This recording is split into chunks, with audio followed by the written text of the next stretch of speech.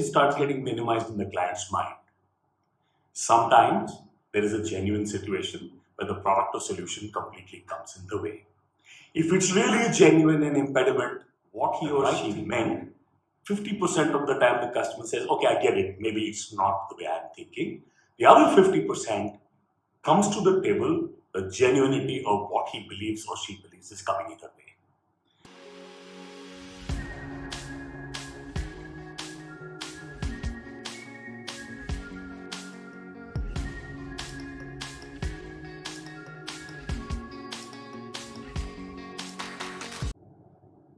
In the world of selling, that word objections becomes one of those impediments which corner many salespeople.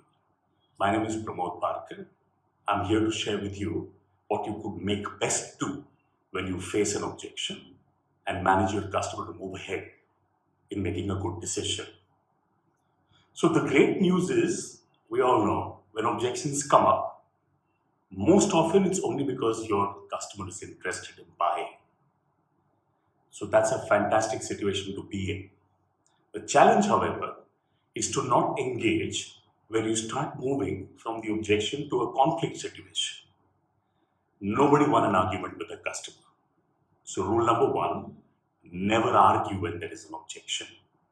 The right thing to do would be to take a good pause, and during that pause, in your mind, frame a question which could make the client go back in terms of what are his need gaps that are getting fulfilled. So there are various models of objection handling. And the first thumb rule is listen. Listen, listen, listen. Fundamentally, it means that while you're listening, if your empathy levels are visible to a customer, he or she is inclined not to engage in a conflict, but to give you the opportunity and start speaking.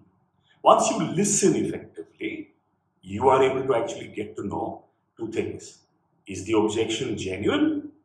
Which means, is there something with the solution or product you're talking about, genuinely something which cannot be managed or addressed by you or the customer? Now that's a situation we'll talk about separately. But if the objection is a perception, then don't jump into telling the customer, oh, no, it's not like that. Take a pause, listen, and paraphrase.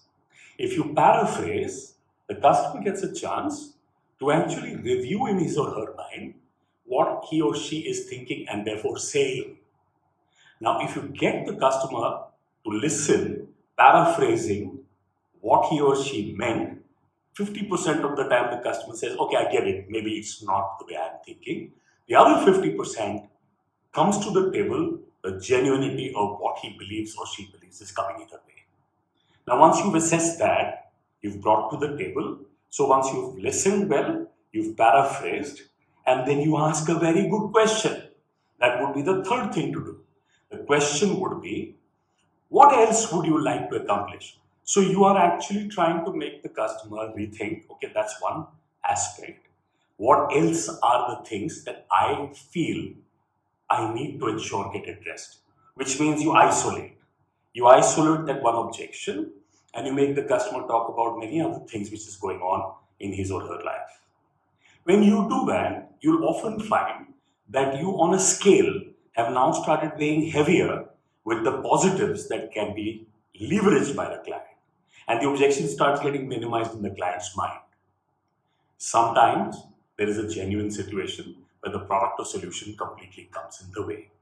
If it's really a genuine and impediment, the right thing to do would be to walk away with a great relationship and a handshake and leverage this relationship for the future.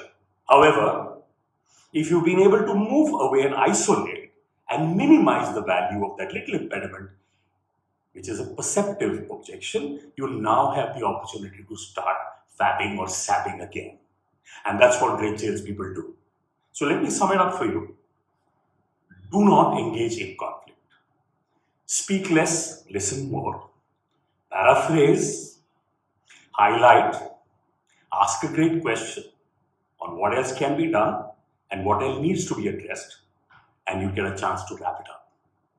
Stay tuned to all the learnings at Edify Click on the link and you'll get a lovely document which will give you more insight into managing objections. Stay in touch.